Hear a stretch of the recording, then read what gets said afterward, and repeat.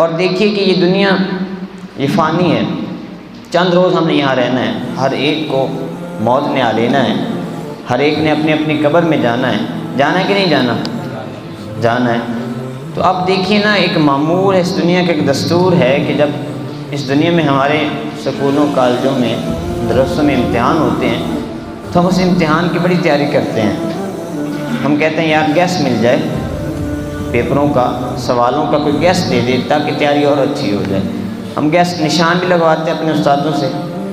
تو لیکن دیکھیے اس امتحان کی، جہاں دنیا جو فانی ہے، جہاں سے ہم نے چلے جانا، اس امتحان کی تو ہم بڑی تیاری کر رہے ہیں، لیکن اس امتحان کی ہمیں فکر ہی نہیں ہے جس کا رب تعالیٰ نے جو ہے وہ حساب و کتاب ہم سے محشر کے دن لینا ہے۔ اور پھر دیکھیے کہ رب نے ہمارے لیے کتنی سہولت کی، ہمیں یہ بھی بتا دیا، سوال بھی بتا دیا۔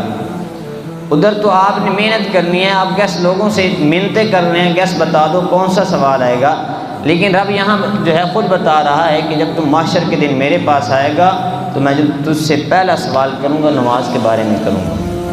تو رب تعالیٰ نے تو گیس بھی بتا دیا، تو اب ہمیں چاہیے کہ ہم اس پہلے سوال کی، جو پہلا سوال ہونا ہے، اس کی تیاری کریں، کیونکہ عام جو ہے طور پر یہ دیکھا گیا جب بندہ ایک چیکر، ایک امتحان چیک کرنے والا، وہ جب امتحان چیک کرتا ہے وہ دیکھتا ہے کہ طالب علم نے، اسٹوڈنٹ نے پہلا سوال کس طرح کا کیا ہے۔